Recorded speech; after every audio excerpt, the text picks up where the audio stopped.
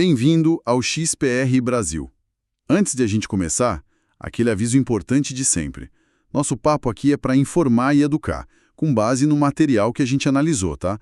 Nada do que for discutido deve ser visto como uma recomendação de investimento, combinado? Hoje, a gente vai mergulhar numa transformação que está acontecendo bem debaixo dos nossos narizes, no coração do sistema financeiro. Se a gente pensar que há uns 10 anos o papo sobre finanças digitais era basicamente sobre Velho Oeste, anarquia, disrupção a qualquer custo, o material que temos em mãos hoje conta uma história bem diferente. A era dos foras da lei parece estar oficialmente acabando, né? A mentalidade mudou de vamos quebrar as regras para vamos, na verdade, consertar o sistema por dentro. Exato. E essa é a mudança fundamental. A conversa deixou de ser sobre o potencial futuro, sabe? Sobre manifestos e especulação de preços. E passou a ser sobre a parte chata, mas crucial, a execução. O que o material descreve é a construção de uma ponte tijolo por tijolo entre o mundo da tecnologia blockchain, que nasceu com uma promessa de descentralização radical, e o universo ultra-regulado das cooperativas de crédito, dos bancos e, em última instância, da política federal em Washington. E é exatamente essa construção que a gente quer entender hoje. Nossa missão aqui é desvendar como essa ponte está sendo erguida. Como se pega uma tecnologia que nasceu anônima e a faz funcionar para instituições cuja principal razão de existir é a confiança e a transparência total. O que é preciso, na prática, para mover dinheiro em escala nacional, obedecendo a todas as regras. Vamos desempacotar isso. O ponto de partida da nossa análise, curiosamente, não é um white paper de tecnologia, mas sim um evento que está marcado para março de 2026 em Washington, D.C., a Governmental Affairs Conference, a GAC. Mas espera aí, quando eu ouço conferência em Washington, eu não penso de cara em inovação de blockchain. Que tipo de evento é esse? E por que a presença de uma empresa de cripto lá é tão significativa? Ótima pergunta, porque ela vai direto ao ponto. A GAC não tem nada a ver com as conferências de cripto que a gente costuma ver com luzes piscando e gente prometendo a próxima revolução. O material a descreve como o Super Bowl das cooperativas de crédito. O Super Bowl. Isso. É o ponto de encontro anual de milhares de executivos dessas instituições, com reguladores e legisladores. São as pessoas que gerenciam as hipotecas, os empréstimos para pequenas empresas, as economias de milhões de cidadãos comuns. É um ambiente, assim, extremamente conservador e avesso ao risco. Entendi. Então, o fato de uma empresa de blockchain estar lá, não para vender um sonho futurista, mas como uma pauta focada em execução e soluções práticas, é isso que sinaliza essa mudança de maré? Exatamente. Eles não estão mais vendendo a ideia de uma moeda que vai substituir o dólar. Estão vendendo uma solução para um problema real que essas instituições enfrentam todos os dias. O material cita 2 exemplos claros: modernização de pagamentos e a emissão de stablecoins próprias. Certo. Aqui é onde fica realmente interessante para mim. Modernização de pagamentos eu entendo. O sistema atual é arcaico. Mas por que uma cooperativa de crédito de uma cidade pequena no interior se importaria em emitir sua própria moeda digital estável? Qual o benefício prático disso para ela e para os seus membros? Essa é a parte fascinante. É a questão do tempo de liquidação. Pensa na sua vida. Se você faz uma transferência bancária numa sexta-feira à noite, o dinheiro só vai chegar de verdade na segunda, talvez na terça-feira. O sistema financeiro tradicional simplesmente dorme nos fins de semana e feriados. Fecha as portas. Isso. Uma stablecoin, por ser baseada em blockchain, liquida transações em segundos, 24 horas por dia, 7 dias por semana. Então para a cooperativa isso significa poder oferecer aos seus membros um serviço de pagamentos instantâneos, competindo de frente com as fintechs mais modernas, mas com a confiança de uma instituição estabelecida. Exatamente. É a velocidade da cripto sem a volatilidade maluca dos preços, sacou? Exatamente. É uma vantagem competitiva gigantesca. Conversei com um executivo de uma cooperativa que disse que o processo de reconciliação de pagamentos de fim de semana custa a eles dezenas de milhares de dólares por mês, em trabalho manual e sistemas legados. Para ele, stablecoins não são especulação, são uma solução para um problema contábil real e caro. Ok, o benefício é claro. Mas aí via a barreira, que é a mesma há uma década: o medo. O gerente dessa cooperativa tem uma prioridade número 1, que é não perder o dinheiro dos membros e não ir para a cadeia. O medo dos reguladores é paralisante. Como eles podem adotar essa tecnologia sem passar noites em claro? E essa é a chave de toda a discussão, o ponto central da tese apresentada nos materiais. A solução não é tentar convencer o regulador a ser mais mente aberta. A solução é construir a regulação dentro do próprio código. O conceito que eles usam é Compliance by Code. Conformidade via código. Isso. Certo, vamos aprofundar isso. No sistema bancário tradicional, a conformidade é reativa, né? O dinheiro se move e depois um exército de analistas e softwares verifica se as regras foram seguidas. Isso, um processo manual, lento, caríssimo e cheio de brechas. A conformidade via código investe essa lógica de cabeça para baixo. As regras do sistema financeiro, como limite de transação, verificações de identidade, o tal do KYC, listas de sanções, tudo isso é incorporado diretamente no protocolo da blockchain. Espera um pouco. Se o código recusa a transação antes dela acontecer, isso muda tudo. Então, o custo de conformidade para um banco poderia, teoricamente, cair drasticamente no futuro. Poderia cair para quase zero em algumas áreas. A blockchain literalmente não consegue processar a transação se as condições de conformidade não forem atendidas primeiro. É programático.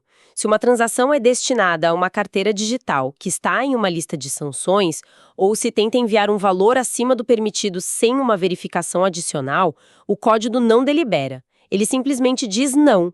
A transação falha antes mesmo de ser registrada. É aquela analogia que a gente encontrou no material que é perfeita para isso. Eles não estão construindo um carro de corrida e torcendo para que o governo aumente o limite de velocidade. Exato. Eles estão construindo um carro que, por design, fisicamente não consegue passar de 50 km por hora em uma zona escolar. A regra está embutida no motor. Isso. Mas isso levanta uma questão importante que um cético poderia apontar. Esse processo manual, por mais lento que seja, tem o elemento humano, né? Ele permite nuances, exceções, contexto. Um sistema puramente baseado em código não corre o risco de ser excessivamente rígido, de criar novos problemas como falsos positivos que bloqueiam transações legítimas sem recurso? Essa é uma ótima ponderação. E o material aborda isso ao falar da arquitetura por trás da tecnologia. Não é um sistema monolítico inflexível. A ideia é que cada instituição possa customizar suas próprias regras. Mas para isso funcionar, você precisa de uma fundação tecnológica muito específica. O que nos leva à arquitetura que eles descrevem, começando com uma blockchain chamada Metal, que é classificada como uma Layer 0. O que isso significa na prática, para além do jargão? Boa. Vamos conectar isso ao quadro geral. A maioria das pessoas conhece o Ethereum, que funciona como um sistema operacional, tipo um Windows, onde você pode construir diferentes aplicativos. Onde você roda os programas. Isso. Uma Layer 0 é algo mais fundamental. Pense nela não como o sistema operacional, mas como o próprio TCP/IP, o protocolo que permite que a internet exista. Ela é a camada que permite que diferentes blockchains, construídas sobre ela, conversem entre si. E por que isso é crucial para um banco ou uma cooperativa? Porque permite a criação do que eles chamam de subnets. Uma subnet é, essencialmente, uma blockchain privada e personalizada. O banco A pode criar sua própria subnet com suas regras de privacidade e conformidade super rígidas. A cooperativa B pode criar outra com regras um pouco diferentes. A Layer 0 garante que essas duas redes, mesmo sendo privadas, consigam trocar valor e informações de forma segura e padronizada. Faz sentido. O material descreve isso como uma série de salas seguras e conectadas, em vez de uma única e caótica arena pública como a internet hoje. Ok, então a Layer 0 é a fundação que permite a criação dessas intranets bancárias que podem conversar entre si. Mas toda sala segura precisa de uma chave, certo? E a chave para entrar nessas salas é a identidade. É aqui que entra o tal do Web Auth, que parece resolver o maior pesadelo dos bancos no mundo cripto, o anonimato. Sim, o anonimato é o inimigo número 1 da conformidade financeira. O WebAuthn ataca esse problema de frente. Ele funciona como uma camada de identidade que se conecta à sua carteira digital, usando biometria que já existe no seu celular, como o Face ID ou a impressão digital. Ele cria e anexa à sua carteira um identificador descentralizado, ou DID. É tipo um passaporte digital que prova que você é você, sem necessariamente revelar todos os seus dados pessoais a cada transação. E com essa identidade verificada, você pode criar o que eles chamam de piscinas permissionadas. Exato. A analogia da piscina é perfeita. Imagina uma piscina pública onde um salva-vidas verifica a identidade e o convite de cada pessoa na entrada. Uma vez lá dentro, você pode nadar, conversar, interagir livremente com a segurança de saber que todos os presentes passaram pelo mesmo processo de verificação. Não há tubarões anônimos na água. Nossa, isso é... Para os bancos, isso é o santo grau. Um ambiente onde as transações são rápidas e digitais, mas cada participante é conhecido e verificado. A tecnologia parece robusta, a filosofia faz sentido. Mas a tecnologia é só o motor. Alguém precisa pilotar essa máquina. E no mundo financeiro, quem está no volante importa mais do que tudo. O material dá bastante destaque ao Government Advisory Council, o Conselho Consultivo Governamental da Metallicus. E, olhando a composição, fica claro que não são apenas tech bros que leram um livro sobre economia. Definitivamente não. E aqui eu acho que a discussão sai do como e entra no porquê estratégico de tudo isso. O Conselho é formado por ex-reguladores sêniores do Tesouro, do Congresso, da FDIC, que é a agência que garante os depósitos bancários. São as pessoas que literalmente escreveram e aplicaram as regras que governam o sistema financeiro americano nas últimas décadas. Elas entendem as nuances do Bank Secrecy Act, do Patriot Act, não como teoria, mas como prática diária. Mas isso não é um pouco como colocar a raposa para cuidar do galinheiro? Ou, no caso, o antigo guarda para desenhar um novo sistema de segurança? Existe o risco de eles simplesmente recriarem o sistema antigo, com suas ineficiências, só que em uma nova plataforma tecnológica? É uma crítica válida e um risco real. No entanto, a perspectiva apresentada no material é diferente. É mais uma admissão de que, para inovar neste setor específico, você não pode simplesmente ignorar o sistema existente. Você precisa de alguém que conheça intimamente as regras que está tentando aprimorar. O papel deles é descrito como estrutural não simbólico. Eles não estão lá para dar um selo de aprovação no final. Estão envolvidos desde o início, na arquitetura do produto, garantindo que o código não viole, por exemplo, uma lei obscura de 1970 que ainda está em vigor. Entendi. Então, o objetivo final de todo esse esforço monumental, de trazer os reguladores para dentro de casa, de construir essa arquitetura complexa, por que não simplesmente lançar uma criptomoeda qualquer e tentar ficar rico no próximo ciclo de alta, como tantos outros fizeram? A resposta tem uma palavra, é confiança. Não a confiança volátil do mercado de varejo, mas a confiança institucional profunda. A estratégia, como o material aponta, é construir a infraestrutura para as próximas décadas, não para o próximo trimestre. É um jogo de longo prazo. O argumento é que é relativamente fácil copiar código. Você pode forcar uma blockchain numa tarde. Certo. O que não se pode copiar da noite para o dia é um relacionamento funcional com o Federal Reserve, ou a integração profunda com a estrutura regulatória dos Estados Unidos, ou a confiança de centenas de cooperativas de crédito.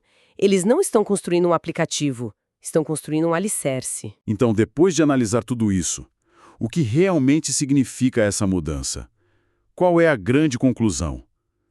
Para mim, a principal percepção é que a narrativa do Velho Oeste, da disrupção anárquica, de fato acabou.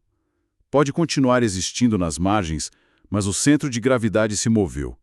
Estamos entrando na era das finanças digitais institucionais, conformes e talvez um pouco menos empolgantes para quem gostava do caos. Eu diria que o empolgante está apenas mudando de lugar. Não é mais o preço de um token subindo 1000% em um dia. O empolgante para quem se interessa pela infraestrutura da economia é ver a maquinaria subjacente do sistema financeiro global finalmente recebendo uma atualização massiva. A primeira em talvez 50 anos. Uhum. Está deixando de ser um cassino para se tornar um serviço de utilidade pública, como água ou eletricidade. E isso implica pagamentos mais rápidos, identidade digital segura e um sistema que é, por padrão, auditável e transparente. As regras estão sendo embutidas nos próprios trilhos por onde o dinheiro corre. Isso me leva a um pensamento final para deixar com quem nos ouve. Por uma década, a comunidade de tecnologia ficou obcecada com a ideia de disrupção, né? O Davi derrubando Golias, a startup ágil destruindo o incumbente lento. Mas o que estamos vendo aqui, segundo este material, é um futuro onde os disruptores e os gigantes, o Davi e o Golias, estão, na verdade, se unindo. Uma aliança improvável, sem dúvida. Exato. E isso levanta uma questão provocadora. Se a tecnologia, que nasceu para quebrar o sistema, agora está sendo meticulosamente projetada para fortalecê-lo, para torná-lo mais eficiente e resiliente, a revolução falhou? Ou será que a verdadeira revolução, aquela atualização invisível, contínua e segura de como cada centavo no nosso bolso se move pelo mundo, está na verdade apenas começando de verdade? E com essa reflexão, a gente encerra. Gostaríamos de lembrar mais uma vez que esta análise tem fins puramente informativos e educacionais. Não constitui qualquer tipo de recomendação de investimento.